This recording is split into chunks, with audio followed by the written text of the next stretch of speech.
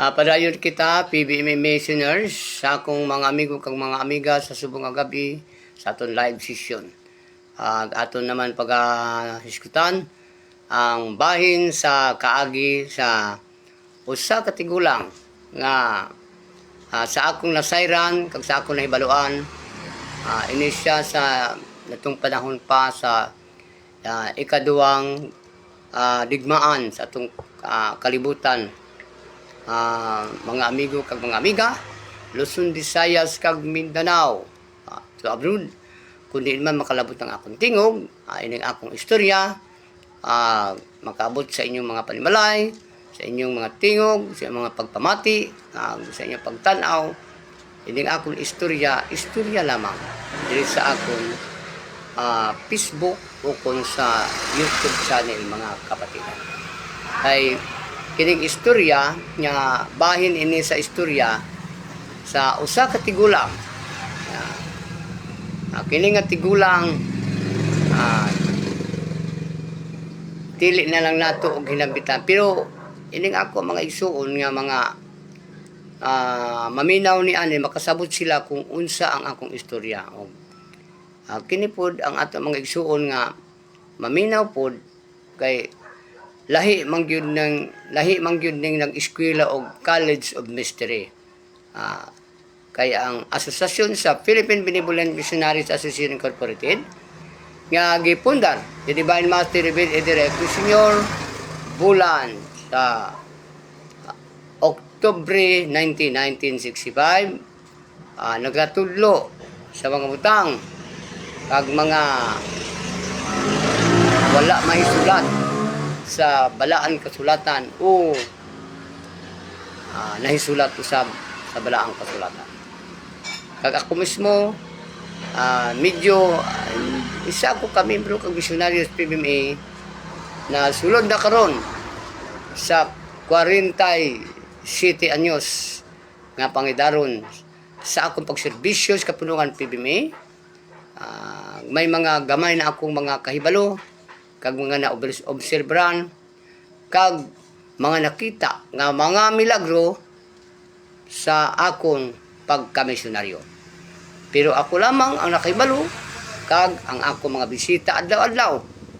Manggani nga ining mga butang nga gibilin o kung mga pagtulunan nga gibilin ni Master ni Divine Master Ruben E. Directo Sr. ginsundan ni Master Ruben B. Eclo Jr.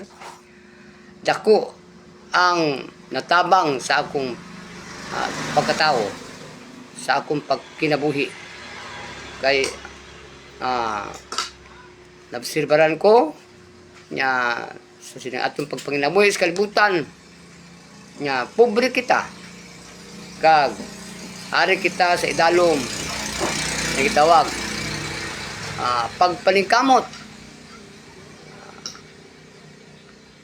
sa tama naton nga pagpaningkamot tungod sa atong kapobrehon nga wala kitay laing dangpan kundi ang aton kusog, ang aton pagpaningma, ang aton pagsunod sa matarong uban ang aton mga pagampo.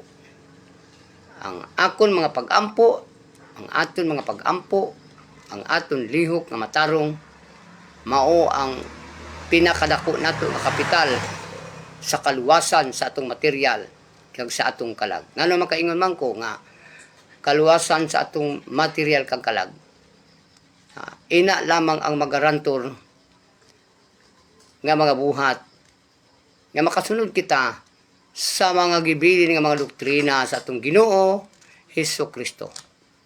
Nganong gitawag man sa Ginoo? Kay siya balaan nga tawo sumala sa mga history nga gibilin niya sa biblikal ng atong kalibutan, mga kaigsuonan. Musa kini kang istorya karon nga gabi, bahin kini sa istorya ni Lolo. In atong panahon 1863 nga isa siya ka general sa gira kag nanudlo siya sa mga tao Kay ina nga mga panahon ina sa ikaduhang gira nga nahitabo sa sining aton kalibutan ug diri na atong nasud nga Pilipinas. Ang kapanahunan ni Lolo Mel 800. Wala pa di ay ikaduhang digmaan. Nagsala gali ako, medyo ina nga mga tuig, wala pa kitay balaod. Wala pa kitay balaod diri sa Pilipinas. O kana nga tigulang sa akong nahibalan, isa na siya ka general atong unang mga panahon. Pero sa panahon sa 1863, wala pa mahitabo ang ikaduhang gira sa aton pagtan-aw mga igsuon, ug wala pay balaod ding atong nasud nga Pilipinas. Diri sa atong nasud nga Pilipinas, nanudlo siya 1863. Kag intudloan niya ang tao kung paano mga muyo ag tuon paagis pagpanambal. Ang iya pagpanudlo ang tao para makaangkon siya gahom, una palubuson niya dito sa bukid, sa mga lungib, latay-latayon sa mga dawlubi kadalagko nga mga manog. Pag makapasar gani ang tao nga iyang gisugo, mudawat siya dayon sa balaan nga pulong. Una makaambit siya sa balaang pulong nya makaayo og sakit. Unang panahon mga igsuon. Sa panahon ni Lolo, o ikaduha, kitudloan niya ang tao mulubos sa patyo. Pero nangahadlok ang kasagaran sa ila, kay palubuson sila dito alas 12 sa gabi sa patyo. Matud pa, nangahadlok ang iban, kay may ara kuno nga patay nga gasiga-siga ang mata. Pero di ay mga dinagkutan di ay sa mga kandila ang ilang makita. Dito mag-away sila sa mga espiritu sa patyo. O makapasar ganin sila, mudawat sila sa ikaduhang pulong nga magamit ra gihapon sa mga panahon pang ato maka tabang sa ila pagpanginabuhi. Ikatatlo, dito na usab sa simbahan sila palubuson alas 12 gabi. Ang pinakamariit di ay nga lubos sa unang panahon na pinakariit nga lugar matud pa ni Lolo ang simbahan. Kay adto sa simbahan ang pinakadamo nga mga espiritu, lain-lain nga mga espiritu. May adto dito nga mga espiritu nga gikadinahan, ngay naghilikog, maguyod-guyod sila sa mga kadina sa unang panahon. Ikatatlo na, mag-away gyapon sila sa mga espiritu dira sa simbahan. Lain-lain nga mga espiritu ang ara simbahan. Pinakariit, kung mariit man ang patyo, mas mariit pagid ang simbahan. Ini suno sa istorya ni Lolo. Pero basi mamangkot kamo kung kaila ko ang tigulang, unya talang musugiran. Kung mutuo man mo og dili, basta mao kini ang istorya. Ikatatlo lubos, pag magmalampuson ka sa imong tuyo dito sa patyo, sinugo ka, sigulang, hatagan na po ka pulong, ikatatlong pulong. Pag makapasar ka sa imong lubos dito sa simbahan. Ikaapat nga palubos sa imo, didto sila palumpaton sa pinakataas ka pilas nga mudungaw ko dito sa pilas, makita nimo tong mga bangkaw nga mga taliwis kaayo to mga bangkaw nga kung mahulog ka dito, matusok yung ka atong di yung ka mabuhi atong bangkaw dito sa kwan sa pilas. Kumudungaw ka dito, imong dungawan ka tong mga pilas nga tuwa dito ang mga bangkaw daghan kaayo, imo makita ila man ni istorya. Palumpaton sila dito, katapusan nila nga lubos. Ikapat nila nga lubos, dito sila sa pilas nga daghan og mga bangkaw sa dalom nga ilang makita. Ang iban dili mulukso. Dili sila kapasar. Kay di man sila mulukso. Kay nahadlok man sila nga mapatay sila kay na may mga bangkaw dito. Sino ba mga tao nga di ay kung nagatuo ka sa tigulang, sa iya gitudlo, makahuna-huna gyud ka nga dili man ni paghatag sa ato kung mga pagsulay, kung dili naton imalampuwasan. Sa ato pa, ang iban may taas man kay sila og adrenaline o gitawag og kaisog, mulumpat sila dito sa pilas.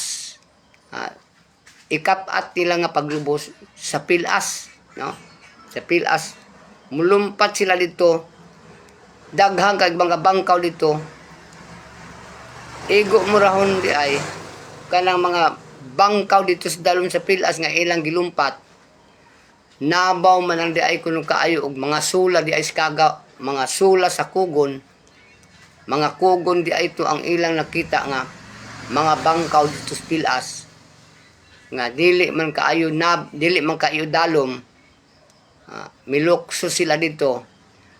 Abi nila natuhog na sila sa mga bangkaw nga perti kadamo, gali kay paglumpat nila dito sa pilas, mga sola gali sang kugon ang ila na natumban o kung ila natapakan, mga kaigsunan. Kay nakapasar sila, iyatagan sila og mga pulong para sa ikaapat nila nga pagsulay. Nakapasar ang iban wala kapasar, kay nangahadlok man sila. Una nga pagtilaw dito sa bukid ang ilang lubos. Mao kini ang istorya ni Lolo 1863 nga ang ilang pangamuyo amo katong mga gitawag og mga Latin word, mga pulong nga maoy magpaandar sa gahom sa mga balaang pulong sa unang panahon. Mga igsuon ko, ngano nakahisgot man ko sini? Kay sa wala pa ang PBMA, may ara na mga divine words nga gitudlo ang aton makagagahom sa mga taong masaligan sang tuig 1863. Pero wala pa to'y mga balaod sa una mga kaigsuunan.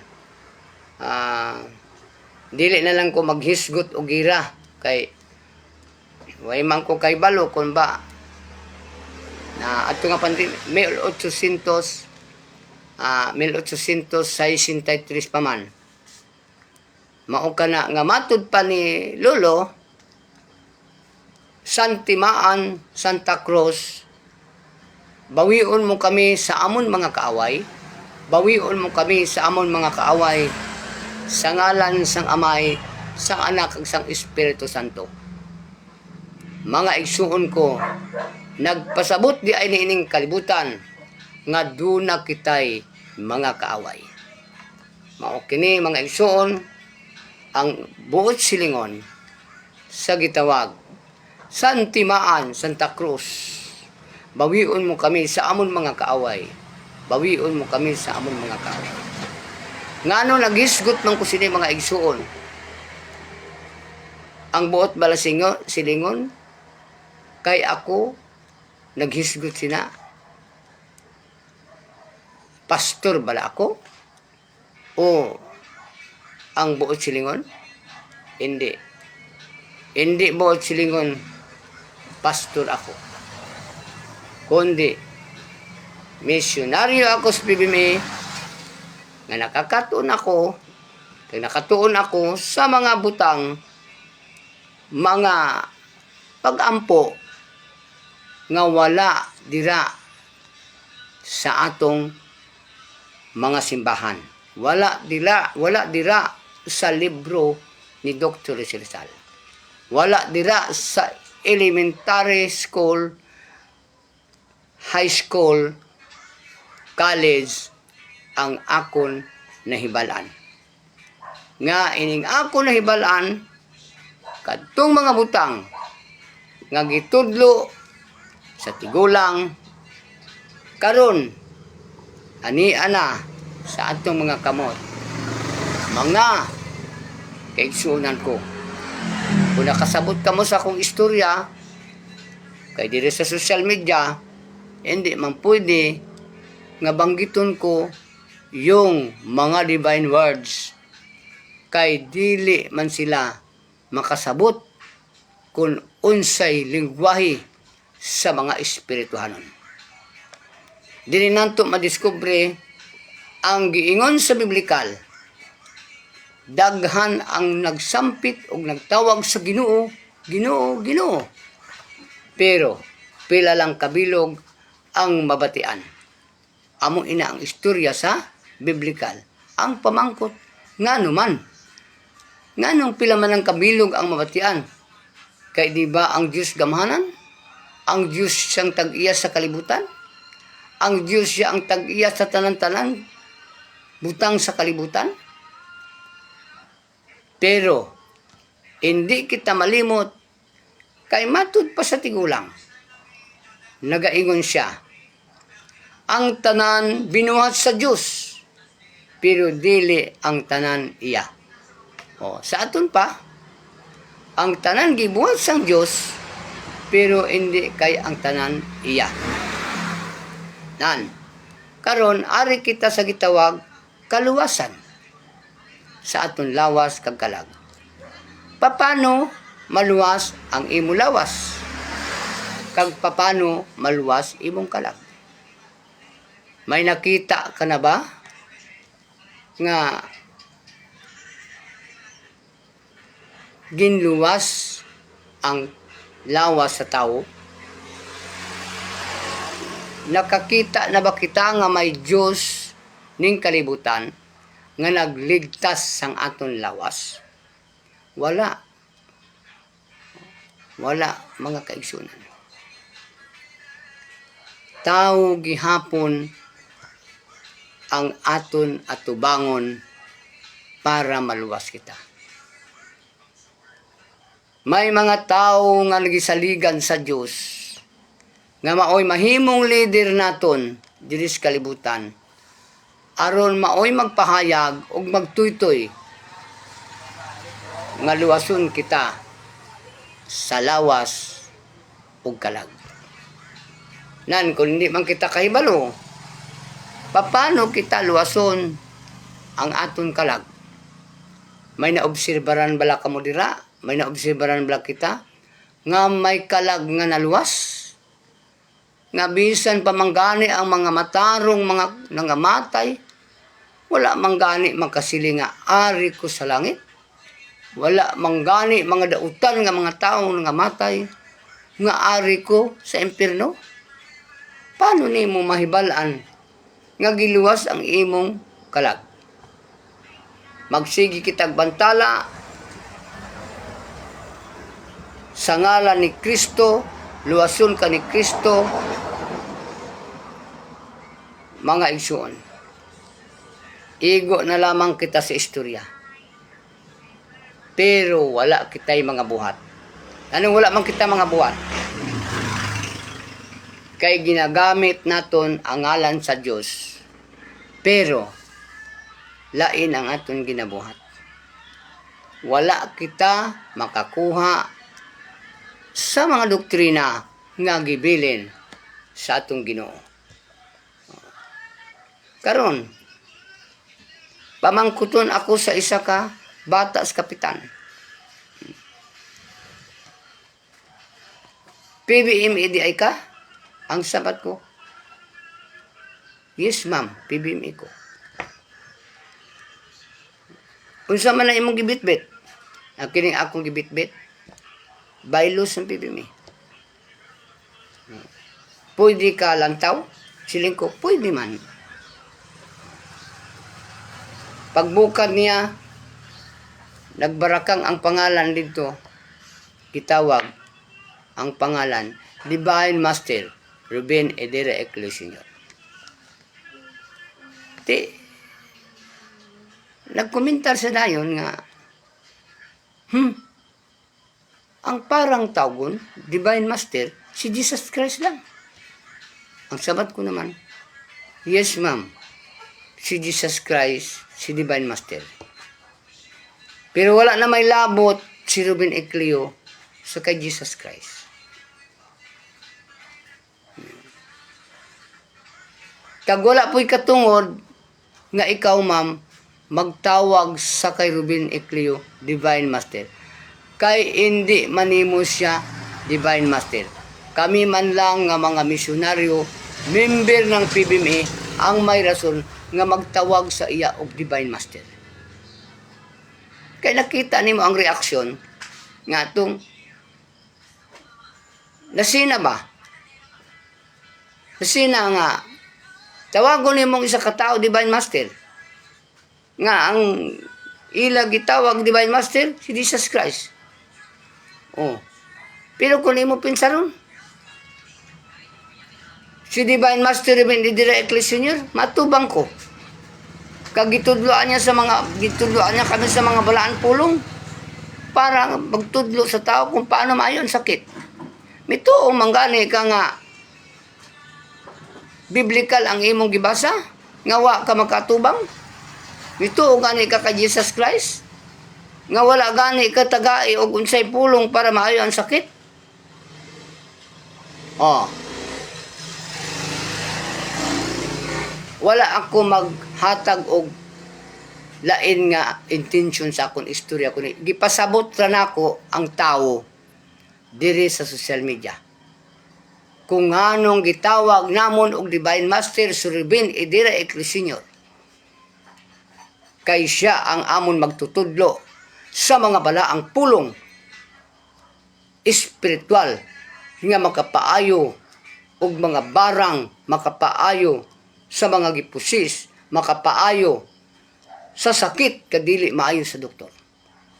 Ang gitudlo ni Divine Master Ruben Edera Ecclesior nga ginsundan ni Master Ruben B. Ecclesior ang tambal sa mga barang, tambal sa mga gihiwitan, tambal sa mga gipusis to drive away Satan power.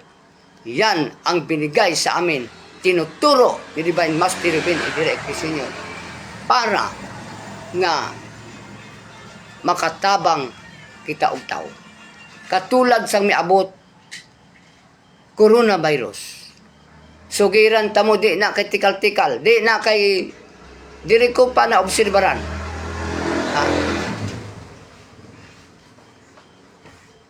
Kitang mga misyonaryo, gihatagan kita ni Master og tambal og pangamuyo kung paano madepensa mangkatambal og coronavirus. Kailan tayo binigyan ni Master? 2013. 2013. Isipa, nganong di man ta makaingon, nganong nakahibalo man siya, nganong nakahibalo man sila. Pero gipahibalo bala na nato sa mga tao? Wala. Kundi siya lang nagpahayag sa ato. Sa aton lamang grupo siya nagpahayag. Kaya hindi man pwede nga ibantala iya sa tibuok kalibutan nga. Oy, mga katawhan bilog nga Pilipinas, oy mga tao katawhan, mga Filipino people, tuo mo sa ako kay moabot ang amo na mo to. Exclusive lang yan sa PBMA. Ang hinatag nga mga pagpangamuyo papaano maproteksyonan kita sa coronavirus. Binigyan tayo ni Master kailan? 2013. Kailanman darating sa atin o dumating dito sa atin sa Pilipinas o sa kalibutan ang coronavirus 2000 hingapusan 2019 ug tabok sa 2020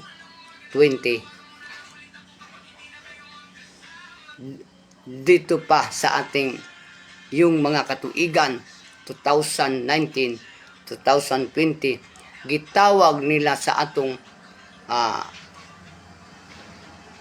gobyerno na COVID-19. Yan ang tuod-tuod nga istorya mga igsoon.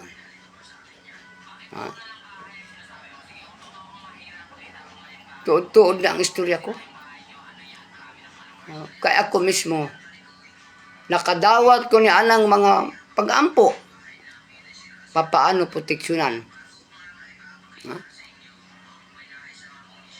Excuse me. Sang coronavirus gihatag sa aton 2013 niabot ang coronavirus diri sa Pilipinas 2020. Nagsugid ako sa tuod.